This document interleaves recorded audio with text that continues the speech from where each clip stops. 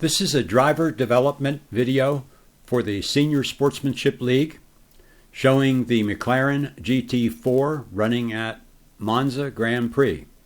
This will not demonstrate the fastest possible lap at this track, and with these weather conditions the fastest possible lap would be in the range of 1:57.3.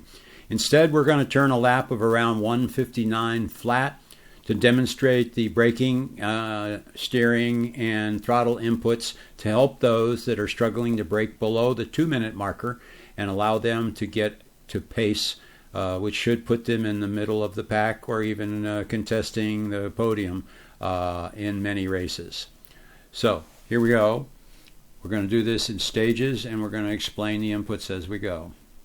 The braking point, as you can see, is the middle of this green patch to the left. When we pass that, we should be almost 100% braking, getting ready for the parabolica. So we're full braking at this point, near full, probably 80 to 80%, and we're slowly reducing the brakes. We're trail braking, shifting down into fourth. That shifting down and the trail braking allowed us to rotate. The final rotation is achieved by a downshift into third, and then we're on the gas. And once we're sure that we've made the corner, we're on the gas full as soon as we see the end of that curve. We have to be careful when our tires are cold that we don't hold too much steering lock in, because it will, particularly when tires are cold, it may cause the tire to spin. So we're reducing the load on the rear tires by reducing the steering input, allowing the car to run a little bit wide, which is not too bad, but it's not the most efficient way through the corner, which you'll see as we come around the next time. So here we're entering the straightaway, so we'll just go ahead to the next braking point.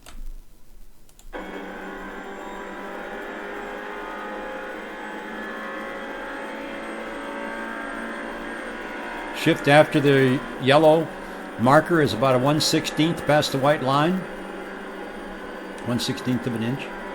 All right, we're going to brake between the 150 and the 100 meter marker, sort of like where the light grass is before the dark grass, right about here. You can see the brakes start to come on. We're on full braking by the 100 marker. We stay full braking as we downshift all the way to second.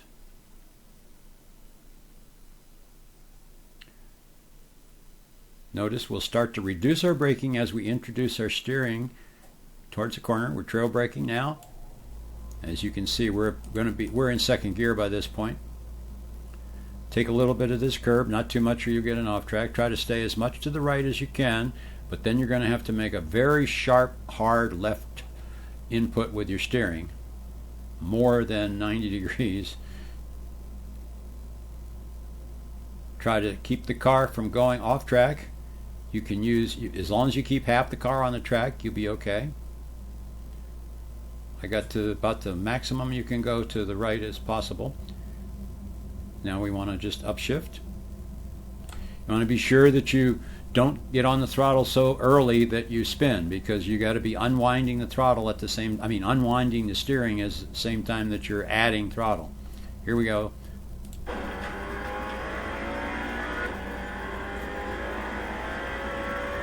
So again, I'm going to discuss the differences between the Formula car and these sedans, because there's a lot more weight transfer in the sedan.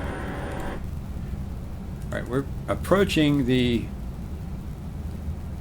paved area. We don't want to go to the 100 marker, which we used for the F4. We want to do it a little bit earlier. You see I'm applying the brakes as soon as I reach this paved area. I'm full brakes at this point. Probably over braking. I'm probably using the anti-lock brakes, which is not the fastest way, but it will work. So we're downshifting straight. We're braking in a straight line. We're about to start turning. So as we start to turn, we should be reducing our braking force, which we are.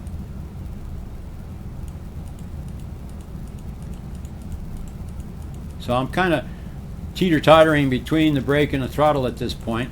Not the ideal situation. I needed to use the brakes to rotate the car a little bit more, so I used the brakes a little bit to cut the curb here. You don't want to go too much or you're getting off track again. Want to stay as far to the left as possible, and then start applying throttle. You want to burp the throttle, you can do a little burp and accelerate through this really short straight part. Unwind the steering wheel to the right now. Modulate the throttle a little bit so you don't want to spin here, and you can apply the throttle as you unwind the steering, and you can carry the car to the outside. Just make sure that you don't go off track. Don't put your tires in the dirt there.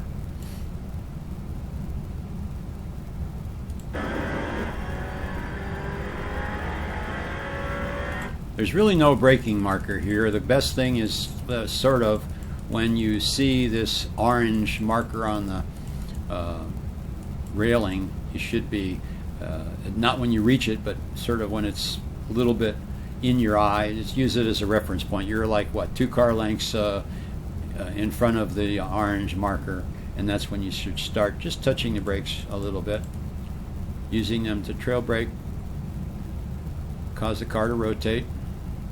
You're going to downshift into third to make the final part of the rotation occur. You're going to get as close to this iron railing as possible. You're going to feel like you're going to hit it, but you don't. And if you do it right, you can carry full throttle off this corner in third gear, and the car will track out. You'll unwind the steering wheel a little bit here. If you hold too much steering lock, you'll spin here, so be careful. You do have to reduce your steering a little bit. Start straightening out right about here, and you're into fourth. Now if you're really going fast, you could shift into fifth here, but we're not going to because we're running a 159 flat lap here. So we're going to stay in fourth because we're going to very quickly reduce the throttle. Now we're going to start hitting the brakes, trail braking, trail braking. So what we're doing here by trail braking is we're keeping the weight on the front tires so that the weight on the front tires will allow them to have enough force to steer the car. It won't push, won't understeer. So now that will allow us to point towards the apex. Once we know that we've made the apex, we've shifted into third again. You can use fourth if you're going a lot faster. You don't have to downshift into third, but until you get below 159 laps, you should use third here. Take a little bit of this corner, a little bit of this curve, not too much. Just put your right tire on the green. Be careful, a little bit of throttle. Now full throttle as you come off, and unwind the steering wheel, and make sure that you keep half of your car on the track. Shift into fourth as soon as possible. There you go. Yep. I held third gear a little longer than necessary. Okay, so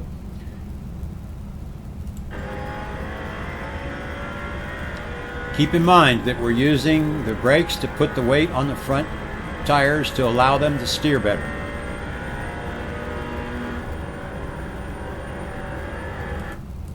All right, as soon as we reach this paved area, not the 100 marker like you would use on the F4, but the paved area, you want to be on the brakes hard, brake in a straight line.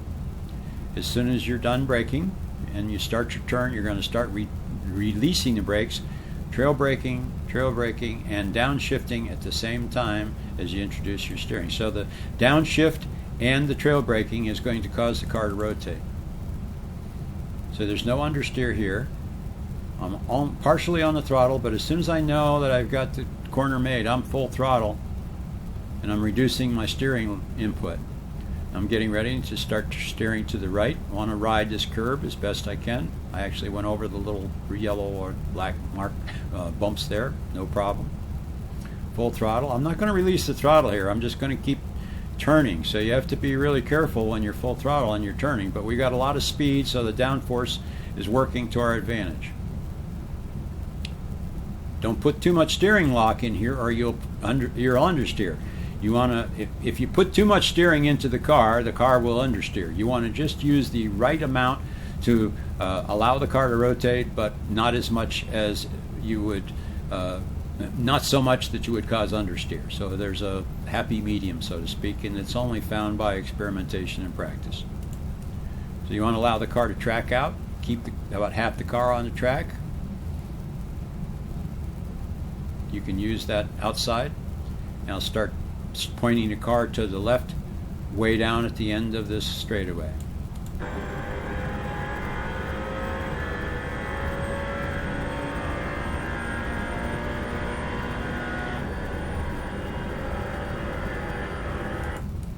Alright, we're going to brake in the middle of this green spot. Same thing as what we did before.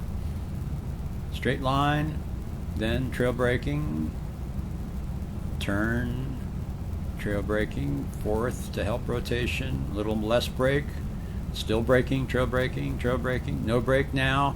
We're going to downshift into third for the final part of the rotation, get ready for the throttle, and we apply the throttle, and as soon as we know that we've made this corner, and we our full throttle as soon as we see the end of that curve.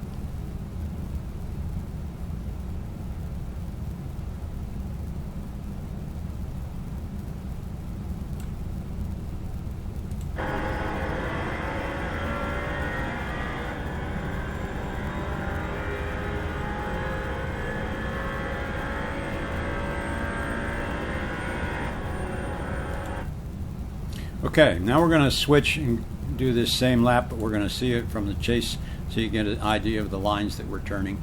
Keep in mind, this is not a professional coaching video. This is to help members of our league just improve as part of our driver development program that we incorporate into our amateur iRacing league.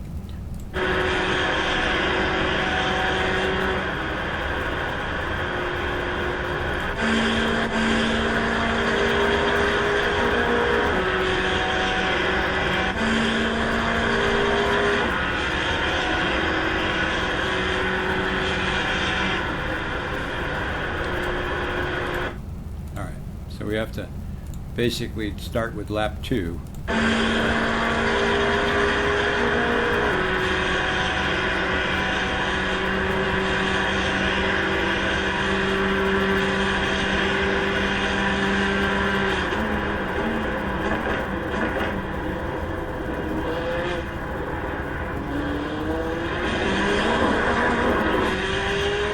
Couple mistakes that I made there. Obviously, I didn't use all the track. I could have run over more of the curb on the right and more of the curb on the left, and I ran a little bit off track into the dirt with my right tires on exit. Neither one of those three things is ideal.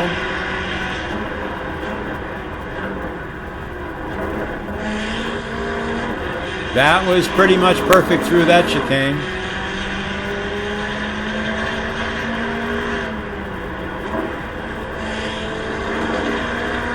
Not bad through that corner.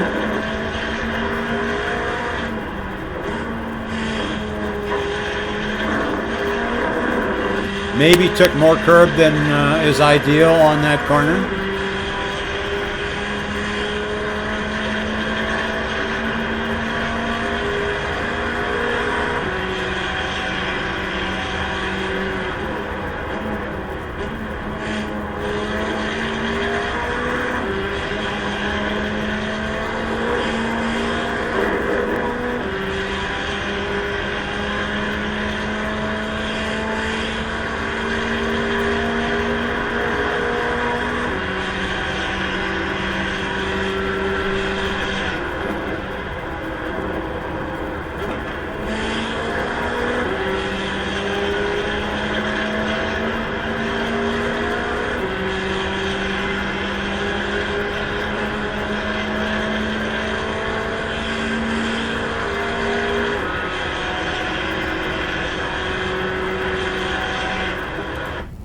Okay, once you get to this point, you can turn 159 flat laps in this car at this track. Then you can start working on developing and improving and doing some things that will allow you to go faster. Obviously, using all of the track, not missing your apexes like I did several places. Also, you probably will use a different gear in one of those corners, the second Lesmo. You probably would take him fourth instead of third. And just generally, you would be braking a little bit later and a little lighter in every case until you are at the maximum or best lap speed of 157.5. All of those things take a lot of practice and a lot of time of thinking and driver developments through practice and running against some other drivers, which will help you improve, because nothing will improve your driving than driving alongside and in traffic with other cars. You'll get to see what they do and how they change their inputs, and you'll be able to duplicate that and improve your time. So hope this has been helpful, and thanks for watching.